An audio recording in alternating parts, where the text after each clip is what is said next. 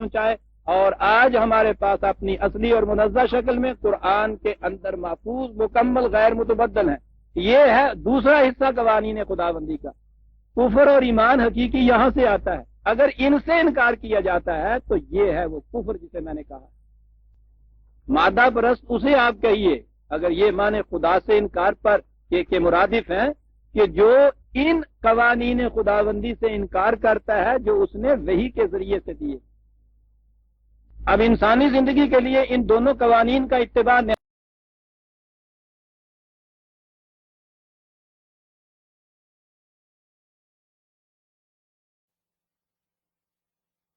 اعوذ باللہ من الشیطان الرجیم، بسم اللہ الرحمن الرحیم۔ عزیزان من،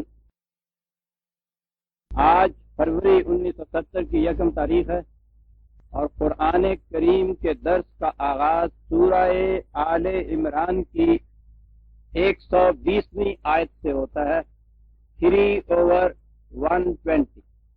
آپ کو یاد ہوگا سلسلہ کلام یوں چلا آ رہا تھا کہ جو لوگ تم میں سے نہیں ہیں، جو تمہاری اس آئیڈیالوجی میں بلیو نہیں کرتے، اس نظریہ زندگی پر ایمان نہیں لاتے، انہیں اپنا رازدار مت بناؤ۔ وہ تمہاری تخریب میں کوئی دقیقہ فروغ گزاشت نہیں کریں گے۔ اب اس سے یہ خیال پیدا ہوتا تھا کہ وہ بہت نقصان پہنچائیں گے۔ کہا یہ تھا کہ اگر تم قوانین خداوندی کی نگہداشت کرو گے، وَإِن تَصْبِرُوا وَتَتَّقُوا لَا يَضُرُّكُمْ كَيْدُهُمْ شَيْئًا، ان کی سازشیں تمہیں کسی قسم کا نقصان نہیں پہنچا سکیں۔ تم قوانین خداوندی کا اتباع کرو اور استقامت سے اپنے پروگرام پر گامزن رہو، امر پیرا رہو، ان کی سازشیں تمہیں کوئی نقصان نہیں پہنچا سکیں گی۔ اور اس کے بعد 2 واقعات ہیں جن کی طرف اشارہ کیا ہے یہاں، ان کی تفصیل تو آگے جا کر آئے گی، اور میں بھی تفصیلی طور پر گفتگو اسی مقام پر کروں گا جہاں قرآن نے خود تفصیل سے ان کے متعلق ذکر کیا ہے۔ یہاں اس نے اشارہ کیا ہے جنگ احد کی طرف اور پھر جنگ احزاب کی طرف۔ مختصراً عرض کر دوں کہ جنگ احد بدر کے میدان میں جب قریش کو شکست ہوئی ہے تو اس کے بعد پھر وہ اپنی اس شکست کا بدلہ لینے کے لیے بدر میں 1000 کی فوج سے وہ آئے تھے، تو اس کے بعد وہ 3000 کا لشکر جرار لے کر پھر عمرے مدینہ سے باہر 3-4 میل کے فاصلے پہ احد کے میدان میں یہ جنگ ہوئی تھی۔ مسلمانوں کا یہ لشکر جنگ کے لڑا، مقابلے میں حریف کو شکست ہوئی، لیکن تیر اندازوں کا ایک دستہ جو پہاڑ کے ایک درے میں کھڑا کیا گیا تھا، ان سے وہاں ذرا سی غلطی ہو گئی۔ انہوں نے اپنے کماندار کے حکم کے خلاف اپنی پوزیشن کو چھوڑ دیا، یہ سمجھ کر کے اب ہمیں فتح ہو گئی ہے، اب ہماری یہاں ضرورت نہیں رہی۔ یوں ہی انہوں نے اس مقام کو چھوڑا، پیچھے سے مخالفین کا لشکر امٹ کر اسی درے کے راستے آ گیا اور اس نے آ کر ادھر کھلبلی مچا دی۔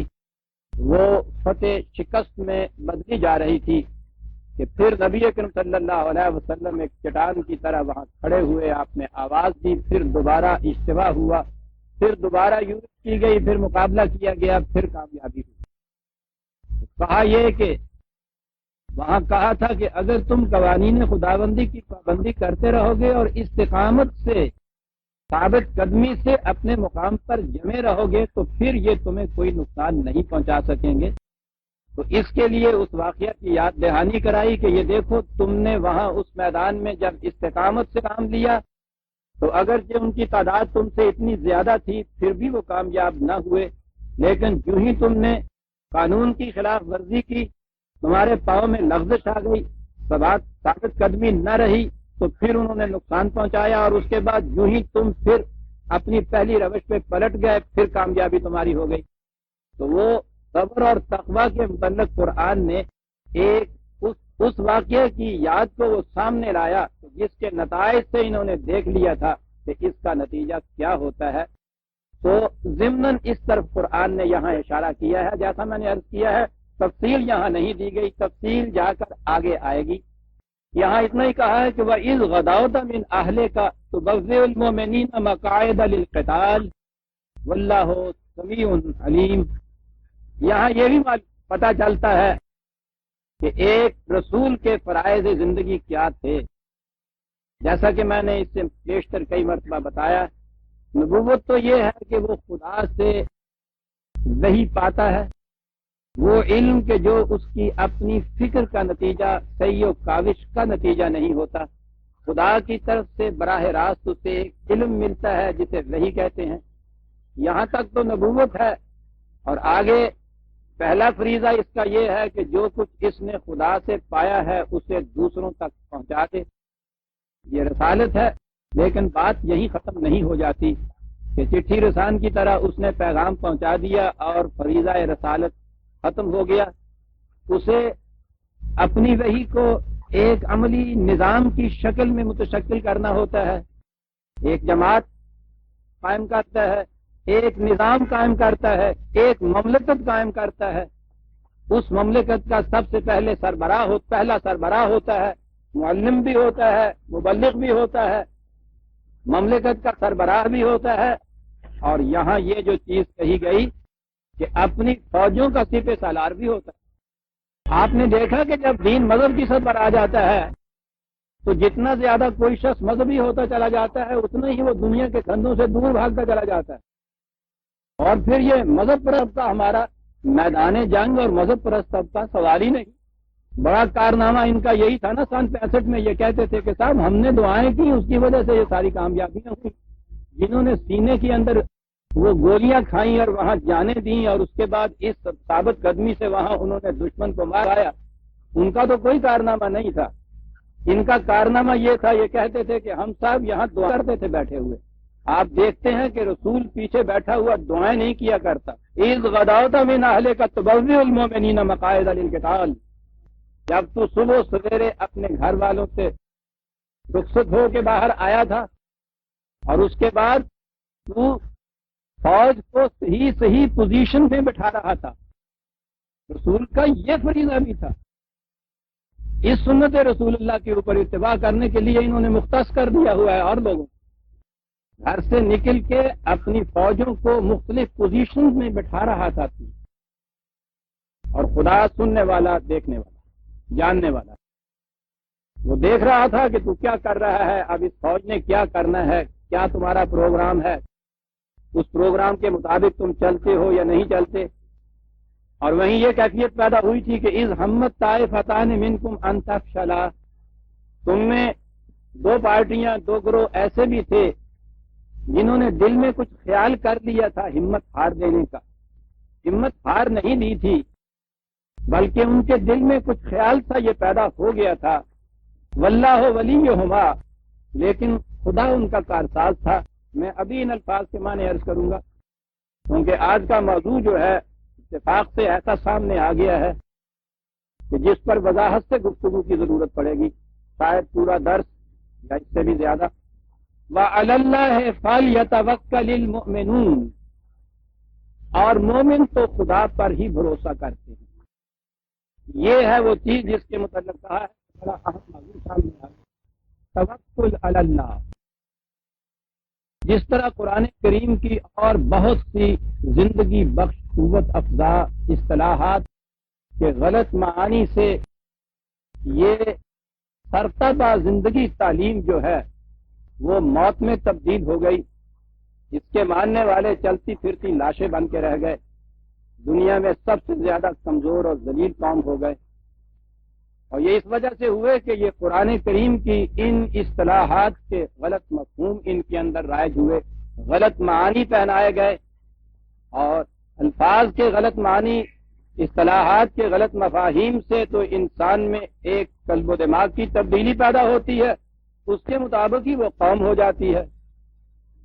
قرآن کی اصطلاحات صبر، شکر، قناعت، اطمینان قلب، ذکر اللہ، تقدیر، راضی برضا، یہ اس قسم کی اصطلاحیں تھیں جنہوں نے اس اونٹ چرانے والی، کھجوروں کی گٹھلیوں پر گزارا کرنے والی قوم کو روما اور ایران کی تہذیب کا مالک بنا دیا تھا۔ انہی اصطلاحات کے صحیح مفہوم سے انہوں نے اپنے اندر ایک انقلاب پیدا کیا تھا، اسی کو قرآن کی تعلیم کہتے ہیں۔ لیکن اس کے بعد یہ الفاظ اسی طرح سے آپ کے یہاں چلے آ رہے ہیں، ان میں تبدیلی نہیں ہوئی۔ اور مذہب جو فریب دیتا ہے، آپ کو یاد ہے کہ میں دین نہیں کہہ رہا، مذہب کہہ رہا ہوں۔ دین خدا کی طرف سے ملتا ہے، مذہب انسانوں کا خود ساختہ ہوتا ہے۔ جب دین کو مسخ کر دیا جاتا ہے تو اس کا نام مذہب ہوتا ہے۔ مذہب کرتا یہ ہے کہ ان الفاظ کو، ان اصطلاحات کے الفاظ کو، ان ارکان کو، ان رسوم کو، ان فارم کو، وہ شکلیں وہی رکھتا ہے جو دین کی ہوتی ہیں۔ التباس یہ کرتا ہے کہ وہ شکلوں کو وہی کچھ رہنے دیتا ہے، ان کے اندر ان کی روح بدل دیتا ہے۔ اب اس فریب میں آ جاتی ہے ساری امت، ساری قوم۔ وہ جب یہ دیکھتی ہے کہ محسوس طور پہ یہ یہی کچھ ہے، الفاظ بھی وہی ہوتے، تو وہ سمجھتی ہیں کہ یہ وہی کچھ ہے جو وہاں ہو رہا تھا، حالانکہ اس نے صرف ان کا وہ ایک اس قسم کا ممی شدہ لاش بنا دیتا ہے وہ دین کو، کہ اس کی شکل و صورت تو وہی رہتی ہے، بس اس میں سے جان نکل جاتی ہے، اتنا ہی فرق آتا ہے۔ اور پھر وہ یہ قومیں اس لاش کو حقیقت سمجھ کے اپنے سینے سے لگائے لگائے پھرتی ہیں، اور جس طرح سے وہ ایک لاش ہوتی ہے چلتی پھرتی، یہ بھی ایک لاش بن کے رہ جاتی ہے۔ بڑی اہم چیز عزیزان من جنہیں اصطلاحات کہتے ہیں، یہ در حقیقت وہ بیسک کانسیپٹس ہوتے ہیں کسی نظام کے، وہ تصورات ہوتے ہیں بنیادی، جنہیں اصطلاح کے لفظ میں جن کو بیان کیا جاتا ہے۔ صحیح اسلام کو سمجھنے کے لیے اصطلاحات قرآنیہ کے جو مروج مفہوم ہیں ان کو بدل کے جب تک آپ قرآن کے مفہوم کی طرف نہیں لے جاتے، آپ اسلام کو سمجھ ہی نہیں سکتے۔ یہ بنیادی چیز ہے، اسے یاد رکھیے۔ یہ ساری تباہیاں آپ کی اس لیے آئی ہوئی ہیں کہ یہ جو بنیادی مفاہیم تصورات ہیں دین کے، ان کو بدل دیا گیا ہے، اور بدلنے کی ٹیکنیک یہ ہے کہ الفاظ وہی رکھے گئے ہیں، ان کا مفہوم بدل دیا گیا۔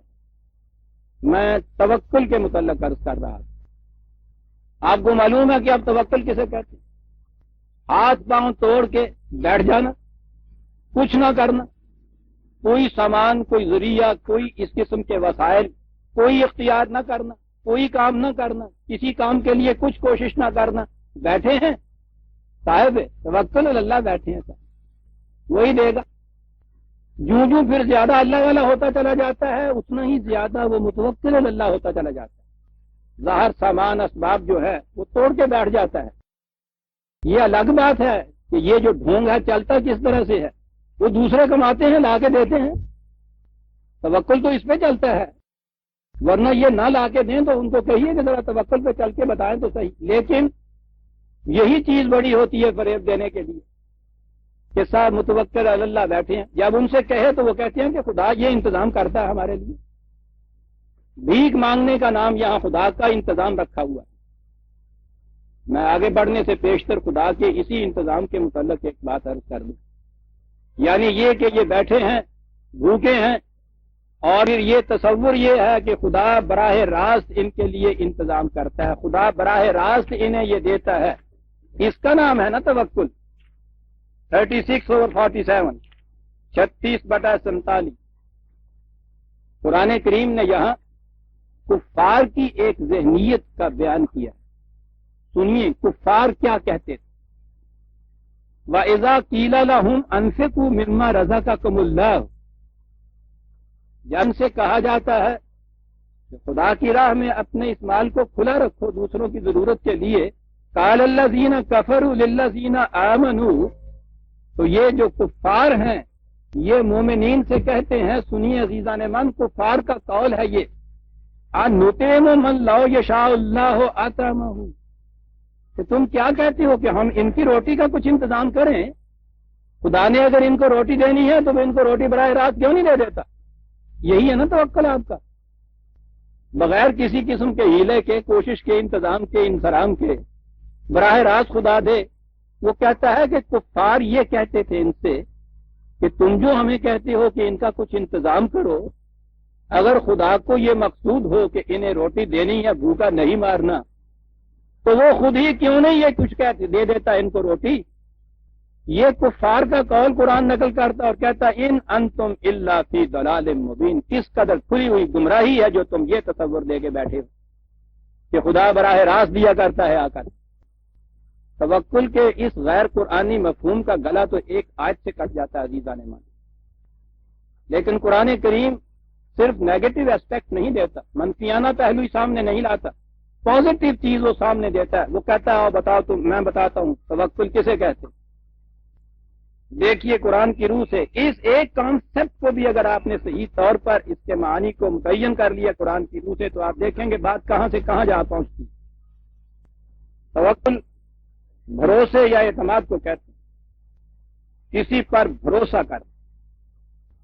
آپ اتنی سی چھت کے اوپر ہو، اس دیوار کے اوپر ذرا سا آپ ادھر ہوں، آپ کا پاؤں تھوڑا سا لڑکھڑا جائے تو آپ فوراً پکڑ لیتے ہیں کسی دوسرے کو، آواز دیتے ہیں، جلدی سے ادھر ہو جاتے ہیں کہ بس میں نیچے گرا اور اس کے بعد میری ٹانگ ٹوٹے گی۔ لیکن آپ 10,000 فٹ کی بلندی پہ ہوائی جہاز سے ایک اشارے پر بلا خطر کود جاتے ہیں، ذرا سا ہراس آپ کے دل میں نہیں ہوتا۔ کیسے کود جاتے ہیں آپ؟ پیراچوٹ کی چھتری آپ کے پاس ہوتی۔ میدان جنگ میں تو ہم نے کہاں یہ دیکھنا تھا، بہرحال فلموں میں تو یہ دیکھتے ہیں، وہ اس طرح جہاز میں سے نکل کے چلے جا رہے ہوتے ہیں کہ ہم یہاں اتنی سی بلندی سے اس اطمینان سے چھلانگ نہیں لگاتے جس طرح وہ 10-15 ہزار فٹ کی بلندی سے چھلانگ لگاتے کودتے چلے جاتے ہیں، ایک کے بعد دوسرا، دوسرے کے بعد تیسرا۔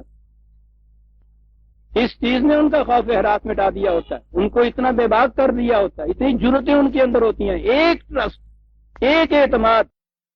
اس چیز پہ اعتماد، اس قانون پہ اعتماد کہ اگر ایسا سامان موجود ہو کہ جو ہوا کو اس طرح سے تھام لے کہ وہ ہمارے وزن سے زیادہ اوپر ہو یا اس کے برابر ہو، تو ہم اس طرح سے آہستہ آہستہ نیچے جائیں گے۔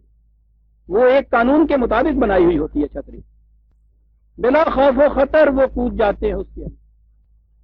کتنا بھروسہ ہوتا ہے اس چیز کے اوپر۔ سمندر میں اگر آپ ایک سوئی لوہے کی پھینکیں، وہ اسی وقت ڈوب جاتی ہے، نیچے چلی جاتی ہے۔ اسی سمندر میں آپ ہزاروں ٹن کا بھاری بھرکم لوہے کا جہاز خشکی کے اس کے اوپر بناتے ہیں اور اس کو ایک سیریمنی کے ماتحت پانی میں چھوڑ دیتے ہیں، ہزاروں آدمی اس کے اندر بیٹھ جاتے ہیں۔ کس اطمینان سے آپ اس کے اندر، لوہے کے جہاز میں ایک سوئی تو اس میں تیر نہیں سکتی، یہ اتنا بڑا جہاز تیرتا ہے اور آپ اطمینان سے اس میں بیٹھے ہوئے ہیں، ہنسی خوشی ہوئی چلے جا رہے ہیں، سب مہینوں اس میں سفر کر رہے ہیں۔ کس اعتماد پہ؟ ایک قاعدہ ہے، ایک قانون ہے، ایک فارمولہ ہے کہ اتنے حجم کی چیز ہو اور اتنا اس کا وزن ہو، اس وزن سے وہ کم وزن ہو جتنا پانی اس نے، وہ ایک قاعدہ جو ہے جس کے برابر وہ پانی ہوتا ہے تو وہ شاید تیرے گی اس میں۔ اس کیپٹن کو معلوم ہوتا ہے کہ اس نشان تک اگر یہ پانی میں ڈوبتا ہے تو کوئی خطرہ نہیں ہے، وہ اس سے زیادہ ایک آدمی اس میں نہیں بٹھاتا۔ کیوں نہیں بٹھاتا؟ اس قانون کی خلاف ورزی ہو جائے گی، اس کے بعد وہ توکل نہیں کر سکتا۔ اس لائن تک وہ توکل کرتا ہے، اس چیز پہ، اس قاعدے کے، اس قانون پہ جس کے مطابق یہ ہے کہ اتنے وزن کا یہ جہاز، اتنا وزن، اتنے حجم کا جہاز اتنا وزن لیے ہوئے تیرے گا پانی میں۔ خدا کا قانون ہے، وَلَن تَجِدُ لِسُنَّتِ اللَّهِ تَبْدِيلًا، اور خدا کا قانون بدلا نہیں کرتا۔ دو چیزوں پہ اعتماد، ایک تو یہ کہ یہ قانون سچا ہے جس کے مطابق جہاز بنا ہے، اور دوسرا یہ ایمان کہ خدا کا قانون بدلا نہیں کرتا۔ اگر ان میں سے ایک چیز کی بھی کمی ہو جائے، یعنی وہ جہاز اس قانون کے مطابق نہ بنا ہوا ہو، ڈیفیکٹو ہو، وہ اسے پانی میں تیراتے ہی نہیں ہیں۔ اور اگر کہیں اس پہ اعتماد نہ ہو کہ قانون خداوندی بدلا نہیں کرتا، تو آپ دیکھیں گے کوئی شخص بھی اس جہاز میں نہیں بیٹھے گا کہ صاحب ٹھیک ہے اس وقت تو یہ تیرتا ہے، کیا معلوم ہے کہ یہ جس قانون کے مطابق تم نے بنایا ہے وہی قانون بدل جائے۔ لا آف نیچر کہہ لیجیے، کچھ کہہ لیجیے، جس قانون کے تابع یہ جہاز تیرتا ہے اگر اس پہ یہ اعتماد نہ ہو کہ یہ ٹوٹے گا نہیں، لا انفصام لہا، قرآن کہتا ہے ہمارا قانون ٹوٹے گا نہیں۔ اس اعتماد پہ انسان اس اطمینان سے اس جہاز میں بیٹھتا ہے اور تیرتا ہوا چلا جاتا ہے۔ اور زندگی کا سارا کاروبار آپ دیکھیں گے اسی پہ چل رہا ہے کہ کوئی چیز جو قاعدے قانون کے مطابق بنی ہے اسے آپ کس کانفیڈنس سے لے لیتے ہیں، کتنا بڑا رسک اس کے اوپر آپ لے لیتے ہیں پورے بھروسے سے، اور اگلی چیز یہ ہوتی ہے کہ یہ قانون ٹوٹے گا نہیں۔ آپ نے کسی مقام پہ پہنچنا ہے، راستے میں دوراہا آ گیا، وہاں سے راستے دو طرف کی طرف پھٹے، اس دوراہے کے اوپر ایک سائن پوسٹ لگا ہوا جو آپ کو بتا رہا ہے کہ یہ راستہ کدھر جاتا ہے اور یہ کدھر جاتا ہے۔ پہلی چیز یہ ہے کہ اس سائن پوسٹ کے متعلق آپ کو یہ علم ہونا چاہیے کہ کسی ذمہ دار اتھارٹی نے اسے لگایا ہے۔ پھر اس کے بعد آپ یہ بھروسہ کر کے کہ یہ جو انڈیکیشن دے رہا ہے کہ یہ راستہ ادھر جائے گا، اب آپ کو یقین ہے اس کے اوپر کہ یہ ادھر جائے گا، آپ کس اطمینان سے اس راستے کے اوپر چلے جاتے ہیں؟ کہیں راستے میں تذبذب نہیں ہوتا، کوئی شک اور شبہ آپ کے دل میں نہیں گزرتا کہ میں منزل مقصود پہ نہیں پہنچ سکتا۔ کتنے ہی ہرڈل راستے میں آئیں، کتنی مزاحمتیں راستے کے اندر آئیں، آپ ان کو پار کرتے ہوئے چلے جاتے ہیں، عبور کرتے ہوئے آگے بڑھتے چلے جاتے ہیں، اس یقین اور اس بھروسے کے ساتھ کہ یہ راستہ مجھے منزل مقصود تک پہنچائے گا۔ یہ جو بھروسہ ہے آپ کو اس انڈیکیٹر کے اوپر جو وہاں سائن پوسٹ لگا ہوا تھا کہ یہ راستہ مجھے پہنچائے گا وہاں تک، اس بھروسے پہ آپ سفر کی ساری صعوبات برداشت کرتے ہیں۔ 14/12 آیت نکالی، یہ ایک پروگرام لے کے نکلے ہیں خدا کے رسول، لوگ اس میں شک و شبہ کی باتیں ڈال رہے ہیں، وسواس ڈال رہے ہیں، بہکانا چاہتے ہیں۔ ان سے کہتے یہ ہیں کہ تم بالآخر کس بھروسے پہ یہ چیز کر رہے ہو؟ جواب سنیے عزیزان من، 14/12 14/12 جواب دیا جاتا ہے وَمَا لَنَا أَلَّا نَتَوَكَّلَ عَلَى اللَّهِ، وہ کون سی بات ہے کہ جس کی بنا پہ ہم پورا بھروسہ نہ رکھیں خدا پر؟ اور آگے ہے وَقَدْ هَدَانَا سُبُلَنَا، اس نے تو صحیح راستے کی طرف ہماری رہنمائی کر دی ہوئی ہے۔ آپ نے دیکھا یہ توکل اور بھروسہ کس بات کا ہے؟ صحیح راستے کی طرف رہنمائی۔ تو پہلی چیز تو یہ ہے کہ یہ یقین ہونا چاہیے کہ یہ جو سائن پوسٹ لگایا گیا ہے کسی ذمہ دار نے لگایا ہے، اس نے لگایا ہے جو راستے سے واقف ہے، اسے ایمان کہتے ہیں۔ اس یقین کے ساتھ آپ چل نکلتے ہیں کہ وہ سائن پوسٹ لگانے والا ذمہ دار بھی ہے، راستے سے واقف بھی ہے، یہ کبھی مجھے دھوکہ نہیں دے گا۔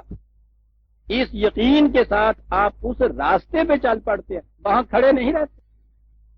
آپ کو معلوم ہو جائے راستہ ادھر جاتا ہے، راستہ بتانے والے پر بھی یقین ہو، راستے کی صحت پر بھی ایمان ہو، اور وہاں سائن پوسٹ کے نیچے آپ کھڑے رہیں کہ مولا دے گا۔ آپ اس راستے پہ چلیں گے تو اس صورت میں آپ وہاں جا کے پہنچیں گے، سفر کا سامان لیں گے، حفاظت کا سامان ساتھ رکھیں گے، اور اس کے بعد چلیں گے۔ سواری ہے سواری پہ، پیدل چلنا ہے پیدل۔ آپ کو وہاں پہنچنے کے لیے یہ سب کچھ خود کرنا ہوگا۔ راستے کی صحت کی ہدایت آپ کو ملی ہے، رہنمائی آپ کو ملی۔ سائنٹسٹ ایک فارمولے کو لیتا ہے اور اس کے راستے میں بڑی بڑی مشکلات آتی ہیں، لمبا عرصہ لگتا ہے اس کے اوپر آزمائش کے لیے، وہ اس میں چلا جاتا ہے، لگا چلا جاتا ہے۔ کون سی وہ چیز ہے، کون سی وہ قوت ہے جو اس کو ان تمام چیزوں میں ثابت قدم رکھتی، جسے صبر کہا جاتا ہے؟ وہ استقامت سے چلا جاتا ہے۔ اس بھروسے پر پہ یہ جو فارمولہ ہے میرا، یہ بالکل سچا ہے، یہ حق ہے، اس کے مطابق اگر میں عمل کرتا رہا تو یہ وہ نتیجہ پیدا کر کے رہے گا جس کے لیے یہ فارمولہ وضع کیا گیا ہے۔ فارمولہ قانون ہی کو جب لفظوں میں بیان کیا جاتا ہے تو وہ فارمولہ ہو جاتا ہے۔ یاد رکھیے قرآن کریم نے قانون خداوندی کے لیے 2 لفظ استعمال کیے ہیں۔ ایک تو اس نے کلمہ کا لفظ استعمال کیا ہے، وہ ہوتا ہے قانون جب فارمولے کی شکل میں ہوتا ہے، اور دوسرا اس نے سنت اللہ کا لفظ استعمال کیا ہے جب فارمولہ اپلائی کیا جاتا ہے۔ دا لا اپلائیڈ جب ہوتا ہے تو وہ سنت کی شکل اختیار کر لیتا ہے، اس کے لیے لفظ سنت آ جاتا ہے۔ اسے یقین ہوتا ہے اس سائنٹسٹ کو کہ یہ فارمولہ مجھے کبھی دھوکہ نہیں دے گا، یہ یقین ہے اس کو کہ یہ فارمولہ صحیح ہے، فارمولے کی صحت پر یقین کامل ہے کہ جو اسے کبھی تھکنے نہیں دیتا، مسلسل محنت کیے چلا جاتا ہے، وہ جیسا میں مثال دیا کرتا ہوں اس کسان کی طرح جس نے بڑی محنت سے زمین تیار کی، اس میں بیج ڈالا، اب وہ ہر صبح گھر سے نکلتا ہے رسی درانتی لے کر، دن بھر اس کھیت میں محنت کرتا ہے، شام کو خالی ہاتھ واپس چلا آتا ہے، دوسری صبح اٹھ کے پھر اسی طرح سے چلا جاتا ہے۔ کوئی مزدور اس طرح سے اپنی میں اس قسم کے بظاہر بیکار، بلا کسی قسم کے مزد و معاوضہ کے، بغیر نتیجہ کے، بغیر پھل کے کسی کام کے لیے دوسرے دن تو تیار کوئی مزدور نہ ہوگا۔ کسی مزدور کو مزدوری پہ لگائیے، شام تک کام کرائیے، شام کو اس کو مزدوری نہ دیجیے کہ یہ مزدوری نہیں ملا کرے گی، وہ آئے گا دوسرے دن آپ کے یہاں کام کرنے کے لیے۔ یہ کسان کیوں روز جاتا ہے اسی طرح سے؟ ایک دن نہیں، 2 دن نہیں، مہینوں چلا جاتا ہے اسی راستے کے اوپر، صبح جاتا ہے شام آ جاتا ہے، اس لیے کہ اسے اس پہ یقین ہے کہ جو بیج ڈالا گیا ہے، ایک ایک بیج قرآن کے الفاظ میں 700 دانے بن کے ابھر کے گھر میں آئے گا میرے۔ اسے اس فارمولہ، اس پروسیس کے صداقت پر یقین ہونا چاہیے۔ 27/79 27/79 فتوکل علی اللہ، بھروسہ کرو خدا، انکا علی الحق المبین، اس لیے کہ تو یقینی طور پر ایک سچی بات کو لیے ہوئے ہے، جس فارمولے پہ تو عمل کر رہا ہے وہ حق پر مبنی ہے، وہ حقیقت ہے، اس میں کوئی غلطی نہیں، کوئی اشتباہ نہیں، وہ محض ایک افسانہ نہیں، ایک تصوراتی چیز نہیں۔ اب تو آپ کو معلوم ہے نا کہ وہ صداقت جو ٹھوس نتائج پیدا کر کے سامنے آ جائے۔ کہا کہ تو خدا پہ اس لیے بھروسہ کر کہ تو جس بات کو لے کے اٹھا ہے، تو جس پروگرام کو لے کے اٹھا ہے وہ ایک یقینی ہے۔ یقینی ایسا، ایک تو الحقی ایک ایسی چیز ہوتی ہے جو ٹھوس طور پہ سامنے آئے، پھر مبین صاحب کہا ہے، کوئی گمشم بات نہیں ہے، کوئی راز درون پردہ نہیں ہے، محض تصوراتی چیز نہیں ہے، تخیلاتی چیز نہیں، محض عقیدے کی بات نہیں ہے، ایک صداقت ہے، ایک حقیقت ہے جو اپنے ٹھوس نتائج سامنے لائے گی، مبین ہے ساتھ اس کے۔ اس یقین کے ساتھ چلنے والا، اس فارمولے پہ عمل کرنے والا، اس دہقان کی طرح جیسے میں نے عرض کیا ہے، وہ 4 مہینے، 5 مہینے، 6 مہینے، اتنا عرصہ مسلسل استقامت سے اس کے اوپر گامزن رہے گا۔ یہ ہے تقویٰ اور صبر، خدا کے اس قانون پہ یقین اور استقامت سے اس کے اوپر عمل پیرا رہتے ہوئے۔ یہ جو ہے خدا کے اس قانون پہ یقین، یہ ابتدائی شرط ہے، بنیادی شرط ہے کسی کام کے لیے۔ اگر آپ کو فارمولے کی صداقت پہ یقین ہی نہیں ہے، آپ کبھی اس کو ٹرائی نہیں کرتے۔ اگر آپ تذبذب میں ہیں کہ یہ راستہ وہاں جائے گا یا نہیں جائے گا، آپ قدم نہیں اٹھاتے اس کے اوپر۔ کون سا سپاہی جہاز سے چھلانگ لگا دے گا اگر اس کو یہ یقین نہ ہو کہ یہ پیراچوٹ کی چھتری مجھے بچا لے گی؟ کون سا سپاہی میدان جنگ میں دشمن کے سامنے سینہ سپر ہو کے کھڑا ہو جائے گا اگر اس کو یقین نہ ہو کہ میرے ہاتھ کا جو پاؤڈر ہے یہ بھی گولی چلا کے دوسرے کے چھلنی کر دے گا، دوسرے کے سینے کو؟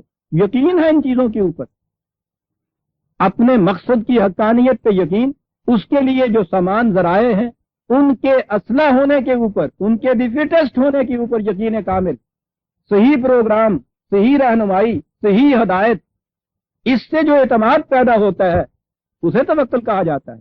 انکا علی الحق المبین، یہ حق مبین کس طرح سے آتا ہے؟ 33/13 33/1، جیسا کہ میں اس سے پیشتر کئی دفعہ عرض کر چکا ہوں، کچھ تو قوانین خداوندی ہیں جو خارجی کائنات میں کار فرما ہے، انہیں ہماری آج کی اصطلاح میں لاز آف نیچر کہا جاتا ہے۔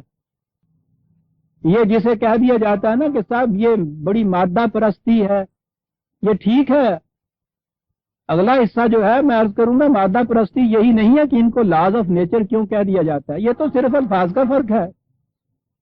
یہ لاز بھی اسی خدا ہی کے متعین فرمودہ ہیں، نہ نیچر میں از خود کوئی ایسی قوت ہے کہ وہ لاز بنا سکے، نہ غیر از خداوندی کوئی قوت ہے جو اس قسم کے لاز بنا دے۔ لاز آف نیچر قوانین خداوندی کا نام ہے جو باہر کی دنیا کے اندر کار فرما ہے۔ یہ جو لاز ہیں ان کا علم سائنٹیفک طریقے سے حاصل کیا جا سکتا ہے، قصہ آدم اسی حقیقت کی تشریح ہے کہ آدمی کے اندر، انسان کے اندر یہ صلاحیت رکھ دی گئی ہے۔ علامہ آدم الاسماء کلھا، کائنات کی ہر شے کے متعلق جو قوانین ہیں ان کے علم حاصل کرنے کی صلاحیت انسان کے اندر رکھ دی گئی۔ وہ انکشاف کر سکتا ہے، ڈسکور کر سکتا ہے، وہ ان قوانین کو ایجاد نہیں کرتا، انوینٹ نہیں کرتا، ان کے اوپر پڑے ہوئے پردوں کو اٹھاتا ہے صرف۔ اور جب یہ فطرت کے قوانین کا علم حاصل کرتا ہے تو فطرت مسخر ہو جاتی ہے اس کے سامنے۔ یہی ملائکہ کا سجدہ ہے جو آدم کے سامنے ہوا تھا۔ یہ خارجی کائنات کے قوانین ہیں۔ اگلا حصہ آتا ہے جہاں کفر اور ایمان ہے۔ یہاں تک کفر اور ایمان نہیں ہے، یہاں تو جو ان قوانین کی صحت پر یقین کرتا ہے وہ ان قوانین کی حد تک ایمان لا رہا ہے۔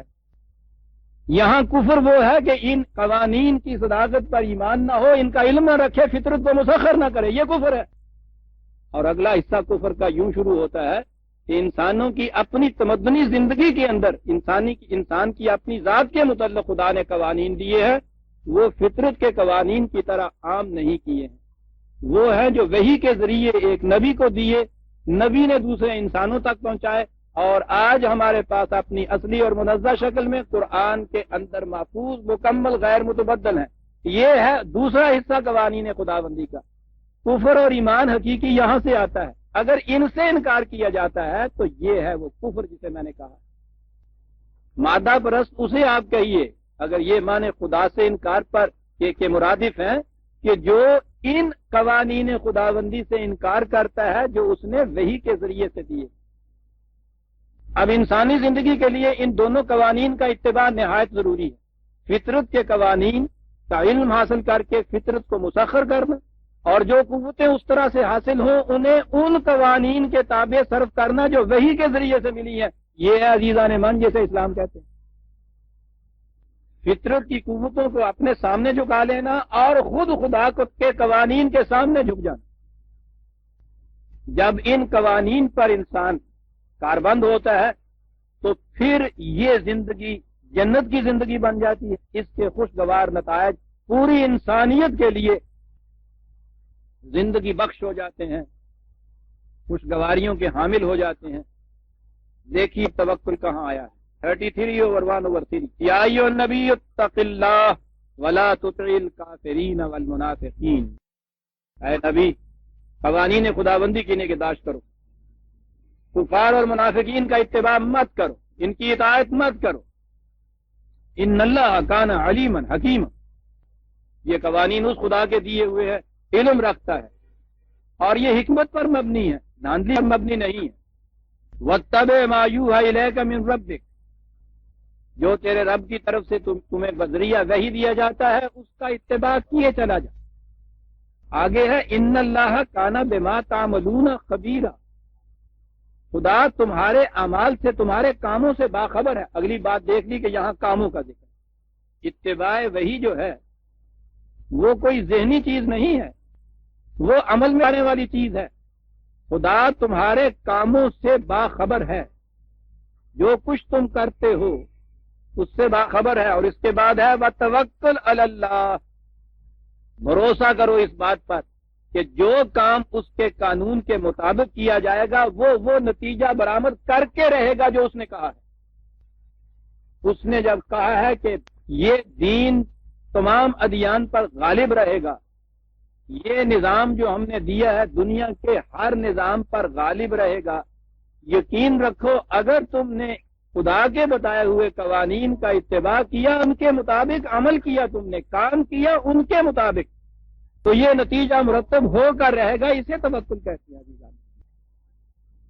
توکل کے لیے پہلی شرط اس قانون یا قاعدے کی صداقت، اس کی محکمیت پر یقین، پھر اس کے مطابق عمل پیرا ہوں، اس کے بعد لازمی طور پہ وہ نتیجہ نکلے گا۔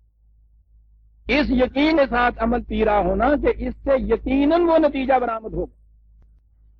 رہنمائی کے لیے آپ کو ایسی رہنمائی یا ایسے رہنما کی ضرورت ہوتی ہے کہ جب بھی کسی معاملے میں آپ کو ضرورت پڑے آپ اس کی طرف اسے ریفر کریں، اس کی طرف رجوع کریں، وہاں سے آپ کو رہنمائی مل جائے۔ جہاں تک شخصیتوں کا تعلق ہے یہ رہنمائی کسی ایک فرد کی زندگی تک مل سکتی ہے۔ ماں باپ، بچہ اپنی ہر دشواری میں ماں باپ کی طرف جاتا ہے، اب میں کیا کروں، وہاں سے پوچھتا ہے۔ شاگرد استاد کی طرف جاتا ہے، اس معاملے میں کیا کیا جائے، وہ اسے بتاتا ہے۔ شاگرد نے اگر ابھی آدھا فن یا آدھا علم سیکھا ہو اور استاد مر جائے، اس کی رہنمائی کا دروازہ بند ہو گیا۔ خدا کی طرف سے ایک ایسی کتاب ملے کہ کچھ عرصے کے بعد وہ کتاب اپنی اصلی شکل میں باقی نہ رہے، رہنمائی کا دروازہ بند ہو گیا۔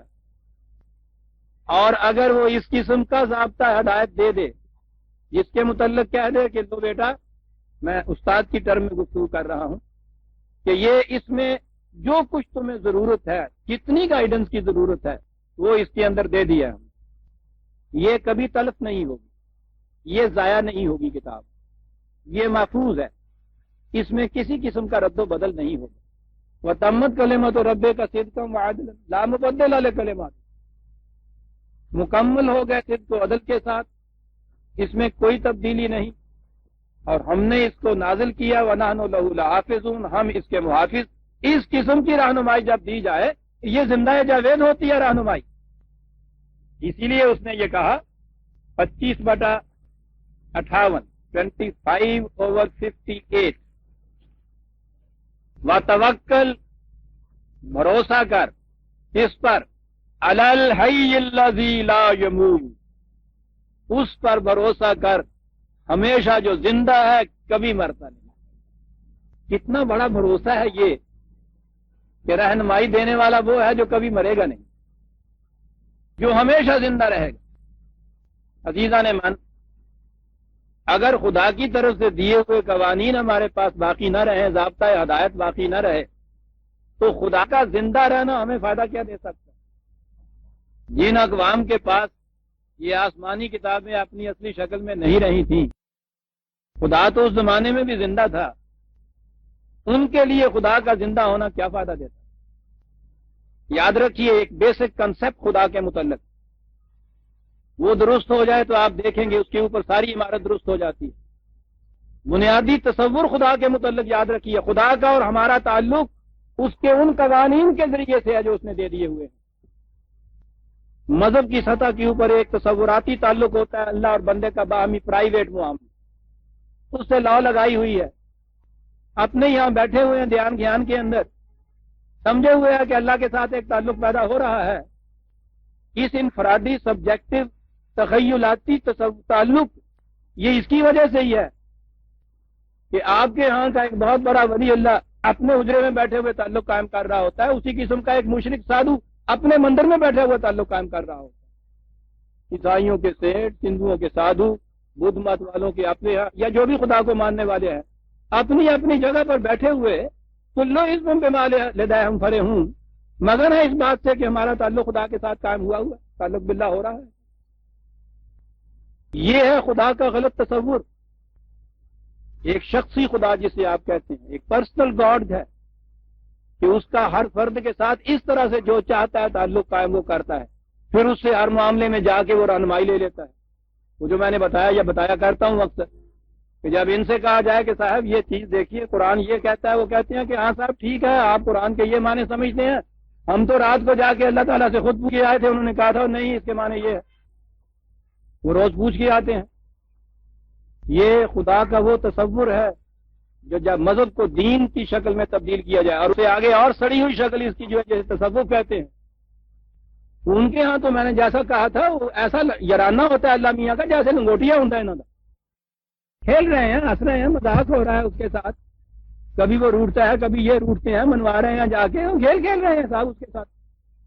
ما قدر اللہ حق کا قدر ہی قرآن کہتا ہے، انہوں نے معلوم ہی نہیں کیا کہ خدا کہتے کس کو، اتنی بڑی عظیم القدر کائنات کے پیچھے قوت، اور وہ اینا لنگوٹیا ہو رہے ہیں، ملازہ پر چاہتے ہیں خوب رویوں کو اثر، چاہنے والا بھی اچھا چاہیے۔ خدا کا تصور قرآن کی روح سے عزیزان ایمان صرف اس کے قانون کی روح سے تعلق پیدا ہو، اس نے قوانین دے دیے ہیں، ان قوانین کو مکمل کر دیا ہے، غیر متبدل ہے، محفوظ کر کے رکھ دیا اور کہہ دیا ہے کہ اب اس کتاب کے ذریعے سے، اس کتاب میں دیے ہوئے قوانین کے ذریعے سے تمہارا تعلق پیدا ہوتا ہے اس کتاب قانون کا خدا۔ کتاب بھی موجود ہے، مانا جاتا ہے کہ غیر محرف ہے، غیر متبدل ہے، مکمل ہے، کوئی ضرورت نہیں ہے۔ دعویٰ کیا جاتا ہے کہ نہیں صاحب پھر بھی نبی کی ضرورت پڑ جاتی۔ ارے اب کہے کہ نہیں ضرورت پڑ جاتی؟ بیسک تصور غلط ہے، سمجھے ہی نہیں ہے کہ مسلمانوں کا تعلق خدا کے ساتھ چھوٹ گیا ہوا ہے۔ دلیل یہ دی جاتی ہے کہ بتائیے خدا تمہارا زندہ ہے یا مر گیا ہے؟ صاحب خدا تو زندہ ہے، تو جب وہ زندہ ہے تو زندہ خدا کے ساتھ تعلق، یعنی جو اس نے تعلق کا ذریعہ بتایا تھا ان کے نزدیک وہ ذریعہ یا تو اب ختم ہو گیا، وہ بیٹری میں سے سیل جیسے ختم ہو جاتا ہے نا تھوڑے وقت کے بعد، تو وہ ہوتا تو ہے اس کے اندر اسی طرح سے، پھر وہ لائٹ نہیں دیتا۔ یہ کہتے ہیں معاذ اللہ معاذ اللہ، جو خدا اس سارے 1000 سال کے اندر 1300 سال کے اندر بھی زندہ رہا تھا، اس وقت کا تعلق جو تھا وہ تو اس کی اس زندگی بخش کتاب اور قوانین کی روح سے تھا۔ آج اگر یہ چیز مسلمانوں میں حیات بخش نہیں رہی تو اس کے معنی یہ ہے کہ انہوں نے ان قوانین پہ عمل کرنا چھوڑ دیا ہے۔ ان پہ عمل کرو، وہی کا نتائج پھر پیدا ہو جائیں گے۔ میں کہہ یہ رہا تھا کہ خدا کے متعلق یہ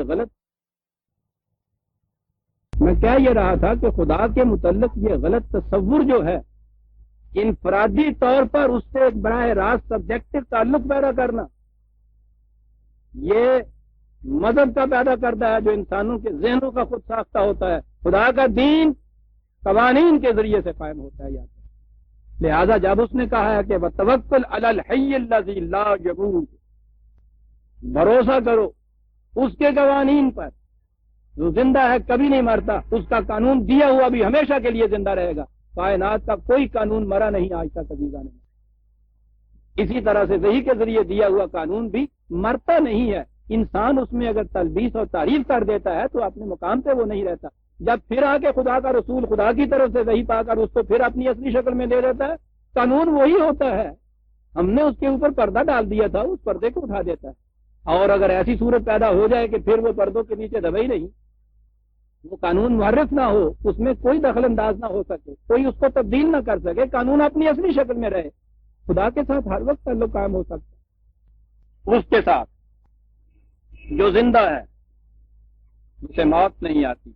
اگلی چیز وہ ہے کہ وہ توکل ہوتا کیا ہے، وَسَبِّحْ بِحَمْدِهِ، بات دوسری طرف چلی جائے گی اور آپ کے سامنے آ چکی ہوئی ہے۔ اس کے دیے ہوئے اس قانون کو ایک محسوس شکل میں سامنے لا کر قابل حمد و ستائش بنا کے دکھا دو دنیا کے سامنے، اور اس کے لیے کوشش کرو۔ یہ ہے خدا کے اوپر بھروسے کی بات۔ لیکن میں نے عرض کیا ہے کہ یہ تفصیل دوسری طرف ہے۔ اس وقت آپ صرف یہ دیکھیے کہ توکل جو ہے قرآن کہتا ہے اس کے معنی کیا ہے۔ اب یہی نظام قائم ہوا حضور نبی اکرم صلی اللہ علیہ وسلم کے مقدس ہاتھوں، قوانین خداوندی آ گئے۔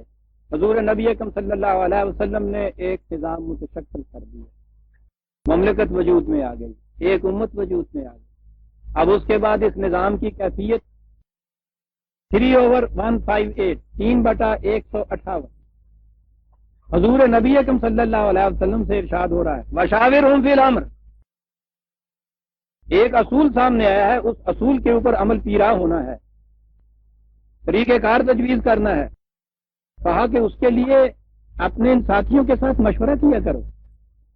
وحی کے معاملے میں کسی سے مشورہ تو ایک طرف، اس میں تو رسول کے اپنی فکر کا بھی کوئی دخل نہیں ہوتا، لیکن جب اس وحی کو عملی نظام کی شکل میں آپ نے متشکل کرنا ہوتا ہے تو پھر اس کی جزیات، طریقہ کار، پروگرام، اس کے لیے آپ نے یہ چیزیں طے کرنی ہوتی ہیں۔ اس کے لیے 1400 سال پیشتر جب دنیا کے تصور میں بھی نہیں تھا کہ مشاورتی نظام بھی کوئی ہو سکتا ہے، رسول اللہ صلی اللہ علیہ وسلم سے تاکید کی گئی ہے، حکم دیا گیا ہے کہ ان سے مشورہ کیا کرو معاملات۔ مشورہ کیا، اس کے بعد فَإِذَا عَزَمْتَ، جب تو پھر پختہ طور پہ معاملے کو طے کر لے، عزم کر لے، فیصلہ ہو جائے، تو پھر فَتَوَكَّلْ عَلَى اللَّهِ۔ آپ دیکھتے ہیں کہاں توکل آ رہا ہے۔ قانون موجود ہے اصولی طور پر باہمی مشاورت سے اس کے متعلق پوری گفتگو ہو گئی ہے، طریقہ کار تجویز کر لیا ہے، عزم کا فیصلہ یہ کرتا ہے۔ جب تو فیصلہ کر لے، اور فیصلہ ہی نہیں کہا ہے، عزم تھا، عزم محکم ہے اس کے لیے، کرنے کے لیے طے کر لے کہ یہ کرنا ہے، پھر تذبذب کی بات نہیں ہے، پھر تو اس قانون کی محکمیت پر یقین کامل رکھ کے چل پڑتے۔ ان اللہ یحب المتوکلین، یہاں اب ٹرسٹ اور بھروسے کی ضرورت ہے، اعتماد کی ضرورت ہے۔ اگر یہاں پھر دل کے اندر بھی کسی قسم کا وسوسہ پیدا ہو جائے گا، کامتے ہاتھوں سے تو نشانہ کبھی ٹھکانے پہ لگتا ہی نہیں۔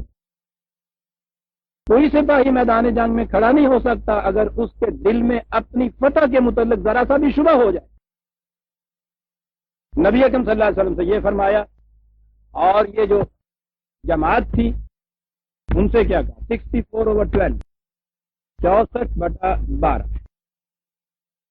وَأَطِیعُوا اللَّهَ وَأَطِیعُوا الرَّسُولَ، اطاعت کرو تم خدا اور اس کے رسول، فَإِن تَوَلَّیْتُمْ فَإِنَّمَا عَلَىٰ رَسُولِنَا الْبَلَاغُ الْمُبِینُ، اگر ان سب چیزوں کے سامنے آ جانے کے باوجود پھر تم یہاں سے روگردانی کرو گے، اعراض برتو گے یہاں سے، تو رسول کے ذمے تو یہ تھا کہ تم تک بات کو پہنچا دے، تو تم پہ داروغہ نہیں مقرر کیا گیا کہ مار مار کر تم کو اس راستے پہ چلائے، اس کا کوئی اپنی ذاتی فائدہ نہیں ہے، اس کے ذمے تم تک بات پہنچا دینی تھی۔ اللہ لا الہ الا ہو، بات یہ پہنچائی ہے اس نے کہ یہاں کسی اور کے سامنے جھکنا نہیں، کوئی صاحب اقتدار ہستی نہیں، کسی اور کی حکومت، کسی اور کی محکومیت اختیار نہیں کرنا تم نے، یہ بات تم سے اس نے کہی تھی۔ اس کے اوپر اگر یقین ہے، وَعَلَى اللَّهِ فَلْيَتَوَكَّلِ الْمُؤْمِنُونَ، اطاعت پہلے کہا، قانون کی صداقت پہ یقین رکھو، پھر جو اس کے اوپر چلانے والا ہے اس چلانے والے کے احکام کی اطاعت کرو، اور اس اطاعت کرو اس یقین اور بھروسے کے ساتھ کہ یہ چیز ہمیں منزل مقصود تک ضرور پہنچائے گی۔ قانون کی صداقت پر یقین، مشاورت سے جب بات طے کر لی اس کے بعد اطاعت، اور اس سارے راستے میں وہ یقین جو ہے مسلسل ساتھ رہے کہ ہم حق پر ہیں، فارمولہ صحیح ہے، نتائج مرتب ہو کے رہیں گے۔ اطاعت اسی صورت میں کی جاتی ہے عزیزان من۔ قرآن کریم نے اطاعت کا لفظ استعمال کیا ہے، اطاعت ہمیشہ دل کے جھکاؤ کے ساتھ ہوتی ہے، دل کی رضامندی کے ساتھ ہوتی ہے۔ جبرن جو کچھ کرایا جاتا ہے اس کو اطاعت، عربی زبان میں یہ لفظ اس کے لیے نہیں بولا جاتا۔ تان نخل بولتے ہیں جس وقت کوئی پھل کھجور پک جائے اور پکنے کے بعد از خود نیچے گر جائے، وہ جھانپل سے اس کو نہ نیچے گرایا جائے، اس کو اطاعت کہتے ہیں۔ یہ جو اطاعت کرائی جاتی ہے استبداد کے اندر، اس کے لیے عربی کا لفظ اطاعت ہی نہیں استعمال ہو سکتا۔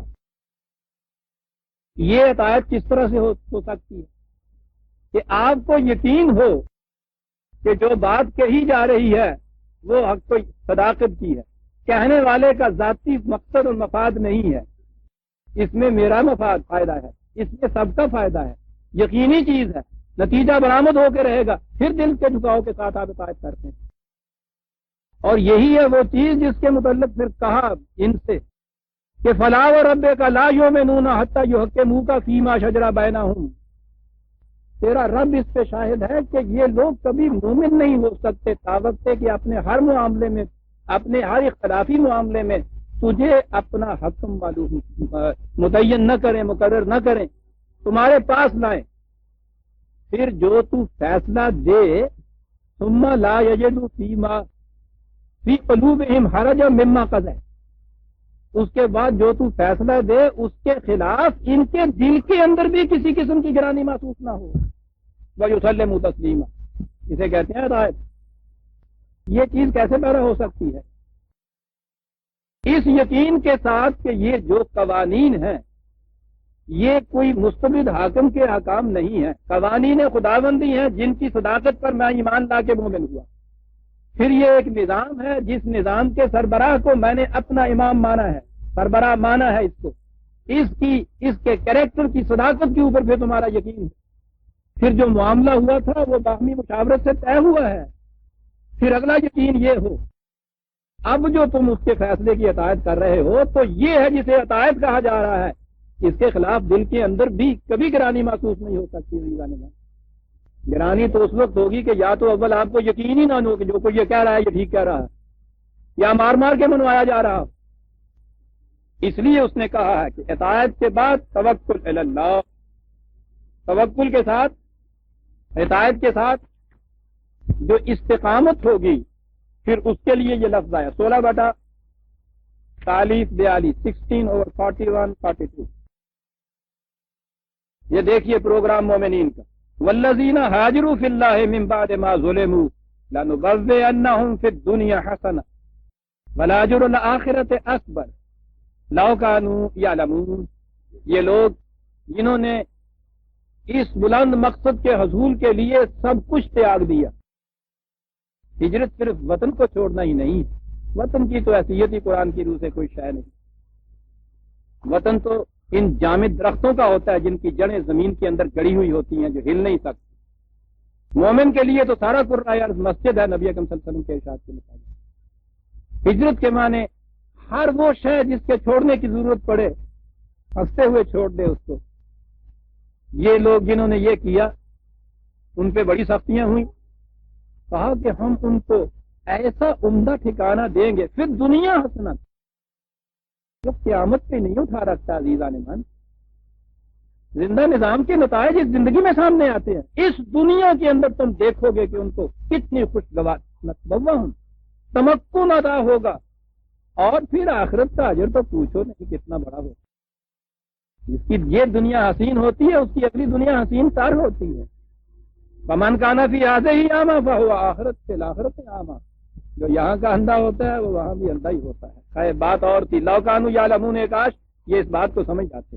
یہ کون لوگ ہیں جو اس ضرورت پڑنے پر ہنسی خوشی ہر چیز تیاگ کے آگے بڑھ جاتے ہیں؟ الذین صبروا، یہ لوگ جن کے پاؤں میں کبھی لغزش نہیں آتی. علی ربہم یتوکلون، یہ ہیں جو خدا کے قانون کے اوپر اعتماد کرنے والے ہیں. کیا قانون تھا جسے وعدہ کہتے ہیں خدا کا؟ وہ حقیقت میں خدا کے قوانین کے نتائج کا نام ہوتا ہے. وعدہ اس نے یہ کیا تھا کہ ایمان اور اعمال صالحہ کا لازمی نتیجہ اس زندگی میں تمکن ہو. وعد اللہ الذین آمنوا منکم وعملوا الصالحات لیستخلفنہم فی الارض. اس دنیا میں ان کو حکومت اور استقامت اور استخلاف پتا ہوگا. وعدہ ہے. وعدہ کیا ہے؟ قانون ہے کہ ایمان اور اعمال صالحہ کا نتیجہ یہ ہو گیا رہتا ہے. اب جب اس قانون کی محکمیت پر یقین ہو تو پھر اس کے لیے یہ چھوٹی چھوٹی چیزیں کون نہیں چھوڑ دیتا؟ وہ کسان اپنا گھر بار، بیوی، بچے، راحت اور آرام، یہ سب کچھ چھوڑ کے باہر کھیتوں میں جا نکلتا. اسے یقین ہوتا ہے اس سے. کہا کہ یہ لوگ اس لیے چھوڑ کے یہ سب کچھ نکلتے ہیں کہ ہم نے جو وعدہ کیا ہے کہ ہم اس زندگی میں تمہیں ایک بڑی حسن کارانہ انداز سے معیشت دیں گے، یہ تمہاری یہ زندگی سنور جائے گی، حسین ہو جائے گی. اس پہ انہیں یقین تھا. الذین صبروا، یہ ہیں کہ جو استقامت سے اس راستے کے اوپر چلے رہے. علی ربہم یتوکلون، یہ ہیں جو خدا کے قانون پر اعتماد کرنے والے لوگ. جیسا کہ میں نے عرض کیا عزیزان من، توکل خالی ایک عقیدے کا نام نہیں ہے، اس بھروسے کے بعد عمل کرنے کا نام.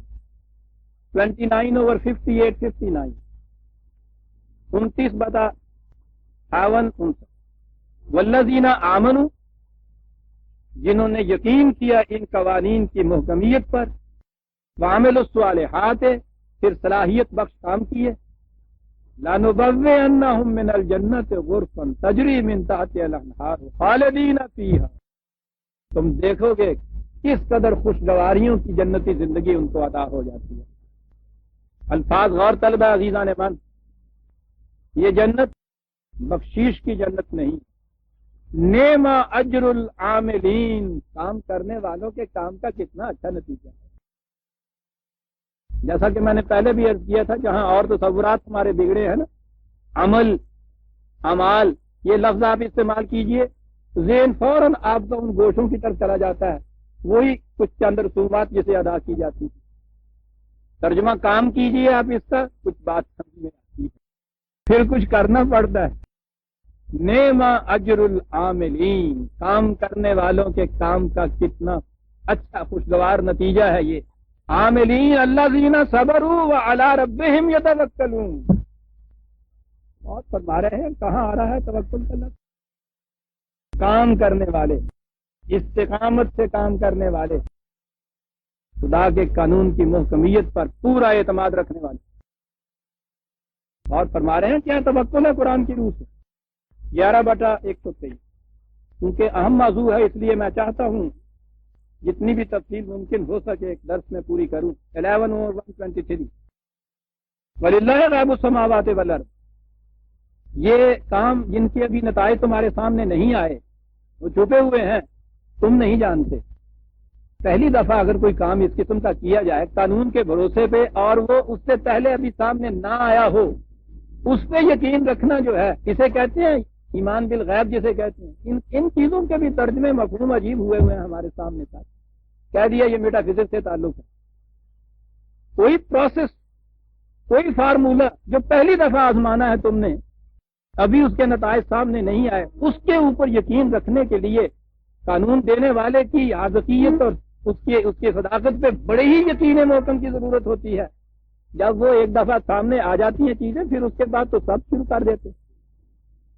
کہا کہ یہ اس خدا کے قانون دیے ہوئے ہیں کہ جو چیزیں تمہاری نگاہوں سے پوشیدہ ہیں وہ بھی جانتا ہے. الیہ یرجع الامر کلہ. جتنے معاملات یہاں ہوتے ہیں تمام کے تمام اس کی طرف لوٹتے ہوئے چلے جاتے ہیں، اس کے قانون کی طرف. کوئی ادھر ادھر نہیں جا سکتا کائنات کے اندر. فاعبدوہ، لہذا اسی کے احکام کی تعمیل کرو، اسی کی محکومیت اختیار کرو. عبادت کے معنی میں بتا چکا ہوں. وتوکل علیہ، بھروسہ رکھو اس کے اوپر. یہ ٹھیک ہے کہ جو کچھ قانون دیا جا رہا ہے، فارمولہ دیا جا رہا ہے، پہلی دفعہ تم بظاہر آزما رہے ہو. یہ اس زمانے کی زندگی نبی اکرم صلی اللہ علیہ وسلم کی عزیزہ نے مانی. ان حالات کے اندر یہ کہنا کہ یاد رکھو تم کیسر و کسرا کے تختوں کے مالک بن جاؤ گے، وہ قوم کے جن کو گھروں سے نکال دیا گیا تھا عزیزہ نے مان. خدا کے اس وعدے کے اوپر یقین رکھنا جو تھا، یہ ہے جسے ایمان بالغیب کہتے ہیں. اتنا محکم یقین تھا ان کو کہ چل نکلے. نتائج نے بتا دیا کہ ان وعد اللہ حق، خدا کے وعدے سچے. کہا بھروسہ رکھو جو کچھ ہم کہتے ہیں. 11/123. 39/38. ایک اور آیت لے لیجیے. 39/38. آخری دو لفظ لیجیے گا آیت کے. قل حسبی اللہ.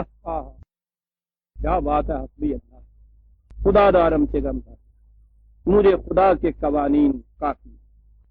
تمہارے ان نظاموں کی، تمہاری ان ازم کی مجھے ضرورت نہیں ہے، میرے لیے وہ کافی ہیں. علیہ یتوکل المتوکلون، صحیح بھروسہ کرنے والے اس کے قانون کے اوپر بھروسہ کرتے ہیں. یہ کہو، کس سے کہا گیا ہے؟ خود نبی اکرم صلی اللہ علیہ وسلم فرما رہے ہیں. بات چلی آ رہی ہے یوں کہ یہ مخالف جو تھے وہ سامنے آئے، انہوں نے یہ آ کے یہ بات کہی کہ صاحب آپ کچھ کہتے ہیں ہم بھی کچھ کہتے ہیں، خام خواہ جھگڑا کیوں کریں، آؤ کچھ کمپرومائز کر لیں، مل جل کر ایک مخلوط قسم کی حکومت قائم کر لیں، ایک ایسا نظام قائم کریں، تم بھی آ جاؤ ہم بھی آ جائیں، خام خواہ انرجی ویسٹ ہو رہی ہے ہماری، حق اور باطل اکٹھا ہو جائے. کہا کہ صاحب شکریہ. کہا ان سے کہہ دو شکریہ، میرے پاس جو فارمولہ ہے وہ فی ذات ہی مکمل ہے، اس میں اب کسی پیوند سازی کی ضرورت نہیں ہے. ضمن برادران عزیز، یہ الفاظ آپ جتنے آج دہرائے جا رہے ہیں، پھر کبھی الیکشن کا زمانہ آئے گا تو پھر دہرائے جائیں گے، ورنہ اس سے پہلے نہیں دہرائے جائے گا. اسلام ایک مکمل ضابطہ حیات ہے صاحب، زندگی کے ہر گوشے میں ہمیں رہنمائی دیتا ہے. یہ سارا کچھ ہو رہا ہے ایسا، اور اس کے بعد وہ بھی ضابطہ حیات مکمل لیے ہوئے ہیں، یہ بھی مکمل ضابطہ حیات لیے ہوئے ہیں. سارے کے سارے کہہ چلے جا رہے ہیں، کوئی نہیں بتاتا یہ ضابطہ حیات ہے کیا. کہ صاحب بتائیے نا. کہتے ہیں الیکشن ہو جان دو پھر دساں. وہ بال تو آ گیا سی نا مراسی لبدا پھر دس لبے نہ تو انہوں نے اٹکورے لینے شروع کیتے توکل دے. سائیں توکل شاہ جی میرا بال لب جائے تو 20 روپیہ کی نیاز دن دے نہ لبا. سائیں لسوڑی شاہ جی لب جائے تو 20 روپیہ کی نیاز دینا. کیا یار بھی مالیا میرا بہت لب جائے تو 100 روپیے کی نیاز نہیں ایک نے کولوں کیا ہو کیا لگا وہ سارا جڑا تیرا ٹگا ہے سی وہ 70 روپیے کا تو ٹگا سی تو 150 روپیے کی تو نیاز سک چکا ہے ایک ہی گل ہوئی کہنے لگا سنگھی ہاتھ پی لین دے سارے نو ڈوکا دے دیا گا یہ سارا مکمل نظام حیات کی ڈگڈگی جڑی وجدی ہے نا یہ سنگھی ہاتھ پی لین دیو پھر تمہیں ڈوکا ڈوکا دیں گے سارے عزیزان ایمان جس کو ایمان ہے اس پہ جو یقین ہے جب وہ یہ ٹرم بولتا ہے وہ بتائے گا تمہیں کہ یہ کیا نظام حیات پھر وہ نہ کسی کے ساتھ کمپرومائز کرے گا نہ اسے کسی دوسرے گوشے کی طرف نگاہ اٹھا کے دیکھنے کی بھی ضرورت ہے وہ کہے گا کہ حسبی اللہ اور کسی کے اتباع میں تھا جس نے اس سے اسلام کو صحیح شکل میں سیکھا تھا اس ذات اقدس صلی اللہ علیہ وسلم کے دنیاوی زندگی کے آخری لمحات میں جب یہ کہا گیا کہ کوئی چیز اور چاہیے تو اس سیکھنے والے حضرت عمر رضی اللہ تعالیٰ نے کہا تھا حسبنا کتاب اللہ وہ رسول جو کتاب دے کے چلا گیا ہمارے پاس سے اس کے بعد اور کس چیز کی ضرورت باقی رہتی ہے جیسا نے ماں انہیں پتہ ہی نہیں یہ ضابطہ حیات کیا ہے ورنہ یوں بھیک مانگتے پھرے اس کے بعد ہے کسی کے سامنے جو سامنے دے کر کے دکھائے یدخلون فی دین اللہ افواجا یہ تو ایک ایک ووٹ مانگتے ہیں عزیزان ایمان دنیا بھر ووٹیں نہیں ان کے پاؤں پکڑ لے کہ ہم تمہیں کہیں جانے نہ دیں گے حسبی اللہ علیہ یتوکل المتوکلون صحیح بھروسہ کرنے والے اس پہ بھروسہ کرتے ہیں سنیے عزیزان ایمان اس بھروسے کے بعد کیا کہہ رہے ہیں تم کہتے ہو کہ آؤ ہمارے پروگرام کے اوپر عمل کر کے دیکھو ہمارے ساتھ کمپرومائز تھا کہا کل یا قوم اعملوا علی مکانتکم انی عامل یہاں گالیاں دینے کی بات نہیں بحث و تمہید کی بات نہیں کیچڑ اچھالنے کی بات نہیں ہے یہ افریطی رقص جو آج ہو رہا ہے اس کی ضرورت نہیں سیدھی بات ہے وہ کہتا ہے کہ تمہارا دعویٰ یہ ہے کہ ہمارا پروگرام جو ہے وہ ٹھیک نتائج دے گا میرا دعویٰ ہے کہ میرا پروگرام نتائج دے گا اس کی شہادت کیا ہے دلیل کیا ہے اس کی کہا یہ ہے تم اپنے پروگرام پہ عمل کرو مجھے اپنے پروگرام پہ عمل کر لینا میں تمہارے معاملے میں انٹرفیئر نہیں کرتا تم میرے معاملے میں انٹرفیئر نہ کرو فَسَوْفَ تَعْلَمُونَ مَنْ يَأْتِيهِ عَذَابٌ يُخْزِيهِ وَيَحِلُّ عَلَيْهِ عَذَابٌ مُقِيمٌ تھوڑے دنوں کے بعد بات صاف ہو جائے گی کہ کس کا پروگرام نتیجہ آور ہے کس کا پروگرام تباہ کن ہے یہ کیچڑ اچھالنے کے معنی کیا ہے آپ نے دیکھا کہاں آیا یتوکل المتوکلون قل یا قوم اعملوا علی مکانتکم انی عامل توکل اسے کہتے ہیں عزیزان ایمان کتنا بڑا بھروسہ ہے اور کن حالات میں ہے جیسا میں نے عرض کیا قرآن کہتا ہے ان حالات میں کہ دو نفوس ایک غار کے اندر پناہ لے کے بیٹھے ہوئے ہیں دشمن کے پاؤں کی آہٹ کان میں آ رہی ہے وہاں ایک رفیق کی پیشانی پہ تذبذب کے آثار نظر آتے ہیں اپنے لیے نہیں اس کے لیے جو جان سے بھی زیادہ عزیز ہے اور وہ وہاں اسے کہتا ہے کیوں گھبراتے ہو خدا کے وعدوں پر پکا یقین ہے لیکن یقین اس صورت میں وہ سامنے صداقت آتی ہے قل یا قوم اعملوا کتنا بڑا چیلنج ہے عزیزان ایمان اور کتنا بڑا بھروسہ ہے جس کے ساتھ یہ شخص کہہ رہا ہے کھلی چھٹی دے رہا جاؤ اپنے پروگرام کے مطابق کام کرو مجھے میرے پروگرام کے مطابق کام کرنے دو صرف میں یہ چاہتا ہوں تم سے ڈونٹ انٹرفیئر لکم دینکم ولی دین جس کے نتائج تم دیکھ لو گے میں اپنے نتائج دیکھ لوں گا معلوم ہو جائے گا کہ کون کس کو ذلت کا حکم ہوتا ہے دیکھا عزیزان ایمان توکل کے معنی کیا ہیں نبی اکرم صلی اللہ علیہ وسلم کو پہلے دن سے یہ کہہ دیا گیا تھا کہ یہ تمہارا نظام غالب آ کر رہے گا قرآن کے الفاظ ہیں کتب اللہ الفاظ کتب ہے اس میں خدا نے یہ بات اپنے اوپر واجب کر لی ہے داخلہ بننا آنا اور رسلی خدا اور اس کے رسول غالب آ کر رہیں گے یعنی خدا نے اپنے اوپر فرض کر دی اتنی بڑی چیز ہے صاحب یہ کہنے کا انداز ہمارے اوپر تو قرآن نے کہا ہے کتب علیکم القتال کتب علیکم الصیام تمہارے اوپر یہ فرض ہے کہا ہے ایک بات خدا پہ بھی فرض ہے فرض یہ ہے کہ صحیح نظام زندگی اگر اس کے اوپر عمل کرنے والا کو کھڑا ہو جائے تو غالب آ کر رہے گا صاحب تو جس رسول کو یہ وعدہ دے دیا گیا ہو معاذ اللہ اگر وہ بھی یہ سائیں توکل شاہ والا توکل لے کے بیٹھے تو پھر تو راوی عائش لکھتا ہے بیٹھے ہوئے رہتے کہ صاحب خدا نے وعدہ کر دیا ہے پر یہ تو ہو کے رہنا ہے سوال ہی نہیں ہے آپ کو پتا ہے کہ اس وعدے کے ایفا ہونے میں جس کے متعلق کہا تھا خدا نے کہ ہم نے اپنے اوپر یہ واجب کر لیا ہے کہ غالب آئے. کم از کم 82 لڑائیاں اور سرائے تھے جن کے اندر حضور نے بھی اس قوم کو اور حضور کے ساتھیوں کو لڑنے پڑے. اس وعدے کو پورا کرنے، خدا کے اس فریضے کو ادائیگی کے لیے جنگوں میں شکستیں کھائیں، چاند شہید ہوئے، زخم آئے، کتنے صحابہ جو تھے ان کا خون بہا، مسلسل جنگیں ہوتی چلی گئیں. ادھر سے خدا نے یہ وعدہ کیا کہ ہم نے فرض قرار دے لیا اپنے اوپر کہ یہ ہو کے رہے گا. ادھر اس نے کہا کہ اپنی سرحدوں کے اوپر گھوڑے باندھ کے رکھنا، وَتَوَكُّلْ عَلَى اللَّهِ، پھر بھروسہ کرنا خدا پر، پھر بھروسہ کرنا. Keep your powder dry and then trust in God. بارود کو نمی سے بچانا، پھر بھروسہ کرنا. 5/22 24 نہیں 5/11 میں یہ ہے، یا ایھا الذین آمنوا اذکروا نعمت اللہ علیکم اذ ہم قوم ان یبسطوا علیکم ایدیہم فکف ایدیہم عنکم. خدا کی اس نعمت کو یاد کرو. ہجوم کر کے یہ مخالفین آ گئے تھے کہ تمہیں کسی طرح سے پسپا کر دیں، نیست و نابود کر دیں، شکست دے دیں تمہیں. تم نے دیکھا کہ اس نے کس طرح سے ان کے ہاتھوں کو روکا. یعنی نظر یوں آ رہا ہے کہ وہاں انہوں نے ہاتھ اٹھائے اور اللہ تعالیٰ نے وہیں مفلول کر دیے ان کے ہاتھ. ہمارے یہاں کا تو توقع یہ ہے نا کہ یہ سب کچھ خدا کرے گا، تو اس نے ہاتھ ان کے اس طرح سے باندھ دیے وہیں کے وہیں. یہاں ہے وَاتَّقُوا اللَّهَ وَعَلَى اللَّهِ فَلْيَتَوَكَّلِ الْمُؤْمِنُونَ، یہاں لفظ توکل آیا ہے.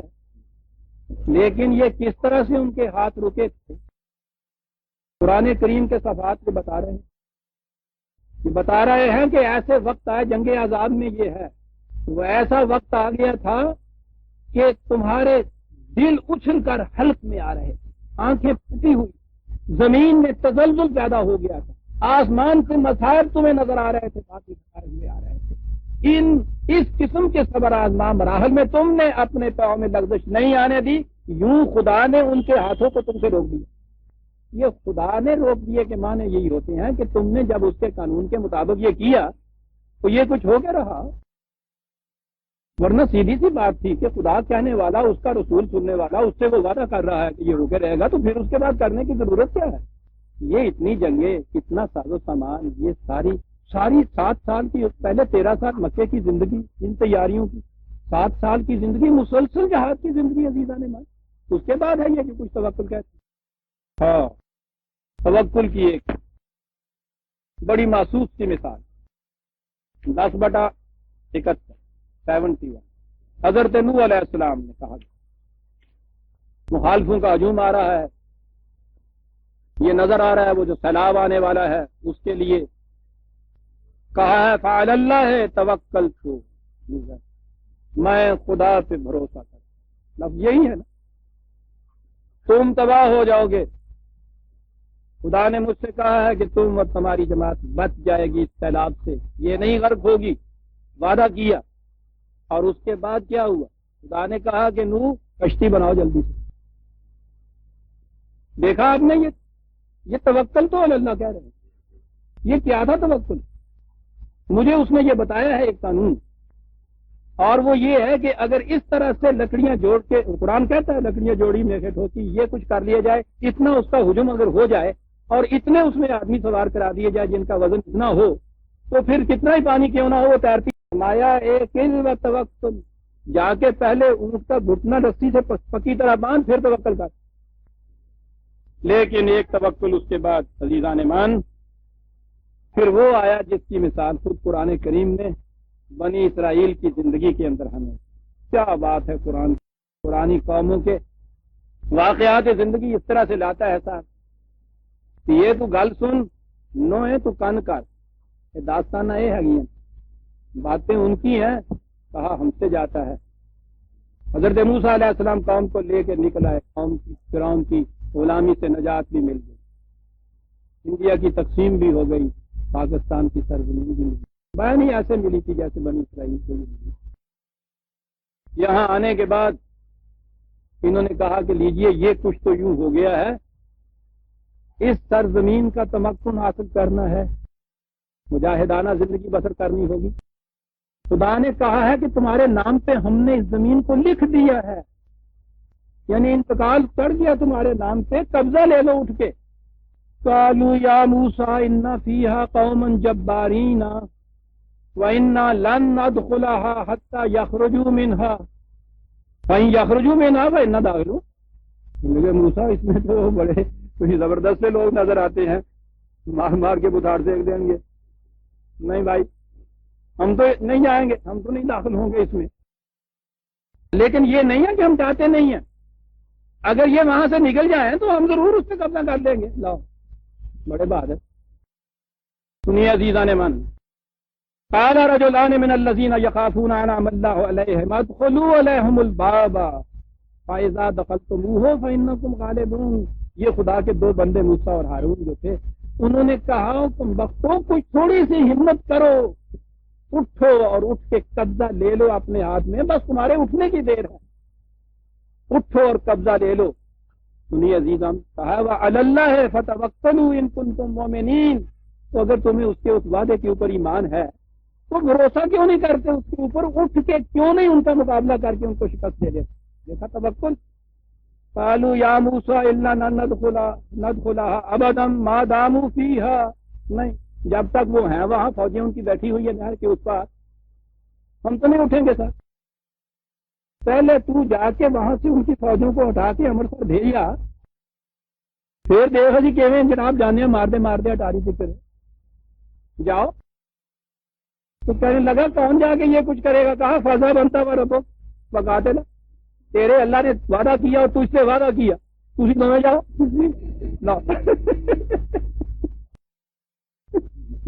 وعدہ کرنا ہے، وعدہ کراؤں گا کیوں، تھی ہے جاؤ.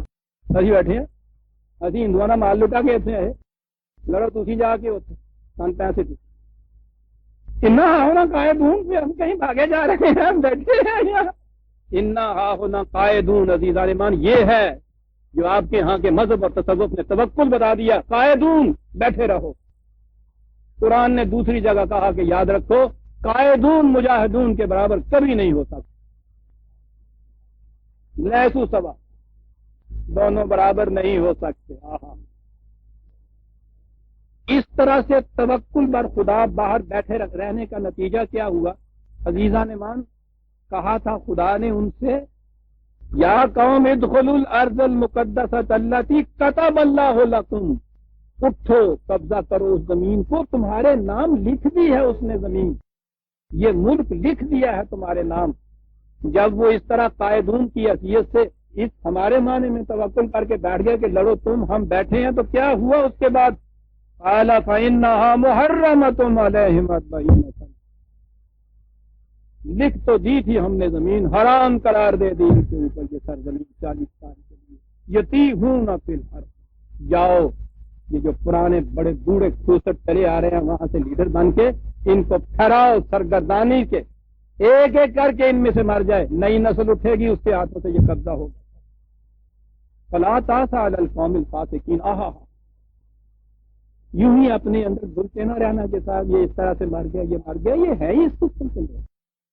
قائدون بھی کبھی دنیا میں زندہ رہتا ہے، زندہ مجاہد رہتا ہے، اس کا حق ہے زندہ رہنے کا، اتنا زندہ رہنے کا کہ جسے دنیا کہتی ہے مر گیا، خدا کہتا ہے اسے مردہ مت نہ کو، زندہ رہنا اس کا حق ہے. زندہ مردہ تم ہو جو بیٹھے ہوئے ہو، لاشو زمین کی چھاتی کے اوپر بوجھ بن کے، اسے زندہ رہنے کا حق ہے. حرام قرار دے دی وہ زمین جس کے لیے کہا تھا لکھ دی ہے. عزیزان ایمان، دیکھا آپ نے توکل کیا ہوتا ہے. اور آخر میں 5-4 منٹ کی مہلت اور چاہوں گا، اس لیے کہ بات ختم ہو رہی ہے. آخری چیز سامنے آئی ہے، جتنی مشکلات اور سامنے آتی ہیں اتنا ہی یہ یقین محکم ہوتا چلا. الذی 3/171 الذین استجابوا للہ والرسول من بعد ما اصابهم القرح للذین احسنوا منهم واتقوا اجر عظیم. یہ وہ لوگ ہیں کہ شکست بھی ملی تھی، زخم بھی کھائے تھے، اس کے باوجود جب آواز دی گئی تو لبیک کہتے ہوئے اس کے اوپر چلے. حاضر ہیں ہم اس کے لیے، ان کے لیے ہے خوشگوار زندگی. الذین قال لهم الناس ان الناس قد جمعوا لكم فاخشوهم یہ وہ لوگ ہیں کہ جب ان سے آن کے کہا کہ تمہیں پتا ہے کتنا عظیم لشکر تمہارے مقابلے میں وہ لیے آ رہے ہیں، اڑتا ہوا چلا آ رہا ہے لشکر عظیم، تم اتنی جماعت تو چھوٹی سی، کچل ڈالیں گے تمہیں، رون ڈالیں گے تمہیں، ڈرو ان سے۔ نتیجہ اس کا کیا رد عمل ان کا ہوا؟ فزادہم ایمانا، اس سے ان کا ایمان اور بڑھ گیا۔ سنیے عزیزان من، قالو، انہوں نے کہا ٹھیک ہے لشکر بڑا عظیم ہے، ساز و سامان بھی زیادہ ہوگا، حسبنا اللہ، خدا کا قانون ہمارے لیے کافی ہے۔ اور یہاں آیا ہے وَنِعْمَ الْوَكِيلُ، یہاں ہے لفظ جس پہ توکل کیا جائے اسے وکیل کہتے ہیں۔ کتنا اچھا ہے وہ جس کے اوپر ہم بھروسہ کیے ہوئے ہیں۔ فَانْقَلَبُوا بِنِعْمَةٍ مِّنَ اللَّهِ وَفَضْلٍ لَمْ يَمْسَسْهُمْ سُوءٌ وَاتَّبَعُوا رِضْوَانَ اللَّهِ وَاللَّهُ ذُو الْفَضْلِ الْعَظِيمِ، جھولیاں بھر بھر کے خدا کی نعمتوں کی وہ واپس آئے۔ توکل عزیزان من یہ تھی، خیال میں آپ کے آگے لکھ لیجئے توکل قرآن کی روح سے کیا ہے۔ توکل علی اللہ جسے آپ کہتے ہیں وہ اس خود اعتمادی کا نام ہے جو قانون خداوندی کے اتباع سے انسان کو حاصل ہوتی ہے، اس سیلف کانفیڈنس کو کہتے ہیں جو خدا کے قانون کی محکمیت پر ایمان سے انسان کو حاصل ہوتی ہے۔ ترجمہ اس کا کرو جب کہا جائے توکل علی اللہ کہ وہ خود اعتمادی، وہ خود سیلف کانفیڈنس کہ جو خدا کے قوانین کی اطاعت سے انسان کے اندر پیدا ہو جاتا ہے، اس سے توکل علی اللہ کہتے ہیں۔ نہ وہ توکل کہ نہ بیٹھے رہو بنی اسرائیل کی طرح دروازوں کے باہر اور کہو کہ وہ سارا کچھ ہمارے لیے فتح کر کے ہمیں دے دے۔ عزیزان ایمان، یہ تھا وَعَلَى اللَّهِ فَلْيَتَوَكَّلِ الْمُؤْمِنُونَ، مومن خدا پر بھروسہ کر، خدا کے قوانین کی صداقت پر اس کو اتنا یقین محکم ہوتا ہے کہ اس سے اس کے اندر ایک خود اعتمادی پیدا ہوتی ہے جس کا مقابلہ دنیا کی کوئی قوت نہیں کر سکتی۔ سورہ آل عمران کی آیت 121 کی برادران عزیز جو ہم نے لی، اس کے بعد ہم آگے چلیں گے۔ ربنا تقبل منا انک انت السمیع العلیم۔